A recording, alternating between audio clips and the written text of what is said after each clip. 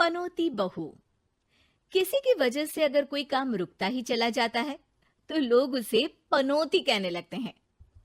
अरे आज हम लोगों की जूस की फैक्ट्री का माल ट्रक में लद कर शहर जा रहा है। डिलीवरी होते ही पेमेंट भी आ जाएगी।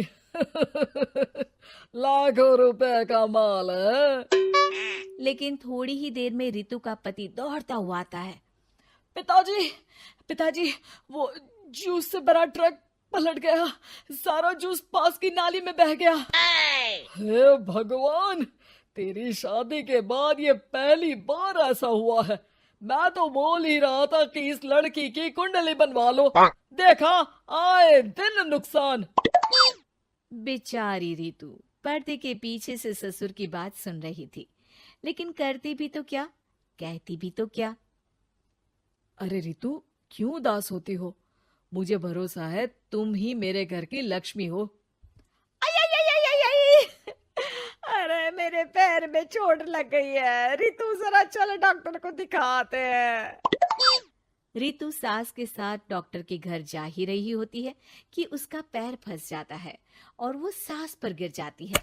हाय रे, पहले से पैर टूटा था, अब ऊपर से मेरे ऊपर गिर गई। हे भगवान, उठा ले मुझे भगवान। आये, आये, आये, कोई उठाओ तो मुझे।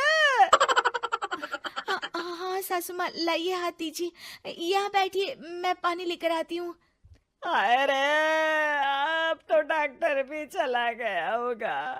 अरे इस लड़की के कारण पता नहीं मैं अपने पैरों पर खड़ी भी हो पाऊंगी कि नहीं। माँ, बहुत घबराहट हो रही है।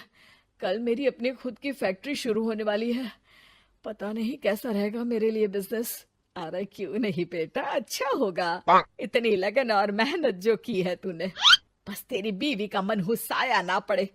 अरे जब से आई है कुछ ना कुछ मनहूस होता ही चला जा रहा है। कैसी बात कर रही हो माँ? एक तो वो अपना घर परिवार छोड़कर हमारे लिए यहाँ आई है, और तुम हो कि... दिन बीतते हैं और एक दिन। निकल इस घर से, मैं कहती हूँ निकल। जब से यह लड़की मेरे घर की बहू बनी है, हर जगह घाटा, हर जगह नुकसान। कभी सास का पैर टूट रहा है तो कभी जूस का ट्रक ही गिर जा रहा है। अरे अब तो हद ही हो गई। मेरे बेटे का इतना भारी एक्सीडेंट कि वो कोमा में चला गया। वो तो शुक्र है कि जान बच गई। नहीं नहीं, हम ऐसी लड़की को अपने घर में रख ही नहीं सकते। अब तो रितु को भी लगने लगता है कि वो मनहूस है। वो चुपचाप घर छोड़कर निकल जाती है। चलते चलते रितु एक जंगल में झोपड़ी में पहुंच जाती है, जहां एक साधु तपस्या कर रहे होते हैं। आ गए बेटी, क्यों परेशान होती है? ये तो जीवन का नियम है। इंसान हमेशा नकारात्मक चीजों को ही सुनता, देखता और समझता है। किसी की अच्छाई उसे नजर ही नहीं आती। आपने मुझे बेटी कहा है तो शरण भी दे दीजिए बाबा। मैं आपका सारा काम कर दिया करूंगी, बस आपके जीवन में मेरे जैसी बेटी की वजह से कुछ बुरा ना हो। साधु आंख बंद करके मुस्कुराता है और रितु उनके घर की बेटी बन जाती है। पिताजी, भोजन तैयार है, आकर खा लीजिए। बेटा, जो भोजन तूने बनाया है उसमें सांप का जहर है, वो खाकर मैं मर सकता हूँ। नहीं नहीं पिताजी, खाना तो मैंने अपनी आंखों के सामने बनाया है, यहाँ तो कोई सांप आया ही नहीं। ठीक है, फिर ला मैं खा लेता हूँ। साधु खाना खाने जाता ही है कि खाना रितु के हाथ से गिर जाता है और वो खाना बिल्ली खा जाती है। बिल्ली उस खाने को खाती ही मर जाती है। नहीं पिताजी, मैंने खाने में जहर नहीं मिलाया। मुझे इस बात का पता नहीं पिताजी। मैं ये बात जानता हूँ। खाने में जहर का मिलना और इस खाने का गिरना, ये तो पहले से ही तय था। इसमें तुमने कुछ नहीं किया है बेटी। रितु समझ नहीं पाती कि क्या हो रहा है। वो रोने लगती है और साधु को अपनी सारी कहानी सुना देती है कि कैसे उसके ससुराल वालों ने उसे पनौती मान लिया था। साधु मुस्कुराकर कहता है, बेटी, क्या चाहती हो तुम? क्या तुम जीवन भर यहाँ रहना चाहती हो या फिर अपने ससुराल जाना चाहती हो? पिताजी, मैं ससुराल जाना चाहती हूँ क्योंकि वहां मेरी जरूरत है। मैं चाहती हूँ कि मेरे ससुराल वाले मुझे पनौती यानी कि मनहूस ना समझे। उन लोगों को पता चले कि मैं उन लोगों का भला ही चाहती हूँ। ठीक है बेटा, ऐसा ही होगा। तो कल मेरे साथ चलना। दोनों अगले दिन रितु के ससुराल जाते हैं, जहाँ साधु के साथ रितु को देखकर सास कहती है, अरे वाह रे करम चली, हम लोगों के घर में तूफान लाकर चैन ना मिला तुझे। जब जादू टोटका करने के लिए ये बाबा बाबा बुलाकर किसी को लेकर आई है। नाना माँ जी, ये तो मेरे धर्म के पिताजी हैं। मुझे ससुराल वापस छोड़ने आए हैं।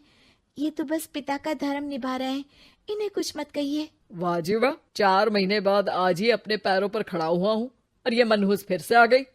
इस बार क्या जान लेके जाएगी? अरे मेरी भी सिर्फ टांग में फ्रैक्चर था, अब ये आ गई है तो पक्का टांग काटनी ही पड़ेगी। हे भगवान, पिछली बार तो जूस का पूरा ट्रक ही पलट गया था, इस बार तो पक्का फैक्ट्री में ताला ही लग जाएगा। रितु के नए साधु पिता सबकी बात गौर से सुन रहे थे। फिर वो बोल पड़ते हैं, मैं आप लोगों को कुछ दिखाना चाहता हूँ। वो साथ में गोला लाए थे। उस गोला में वो सबको कुछ दिखाते हैं।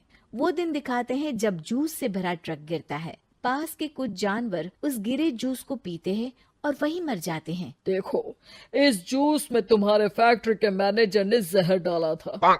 अच्छा हुआ वो ट्रक गिरा, वरना पूरा परिवार जीवन भर के लिए जेल में होता। हे भगवान, तब तो न जाने कितने लोगों की मौत हो जाती इस जूस को पीकर। शुक्र है भगवान का, अनहोनी से बचा लिया। और वो दिन देखते हैं जब पति का एक्सीडेंट हुआ था, लेकिन रितु के करवा चौथ के व्रत के कारण वो बच जाता है, वरना तो मृत्यु निश्चित थी। सभी रितु की तरफ देखते हैं। बाबा, मैं तो मनहूस नहीं हूँ। शुक्रिया बाबा, मेरे मन में जीवन भर का बोझ रहता कि मैं इन लोगों के दुख का कारण तो नहीं। नहीं नहीं बेटा, मनहूस तो ईश्वर किसी को नहीं बनाता। हर चीज का एक वक्त होता है और जो होना है वो तो होता ही है। मुझे माफ कर दे बहू, तू तो इस घर की लक्ष्मी है, रक्षक भी है। हम लोगों को माफ कर दे बेटा। रितु को ससुराल में छोड़ बाबा वापस चले जाते हैं।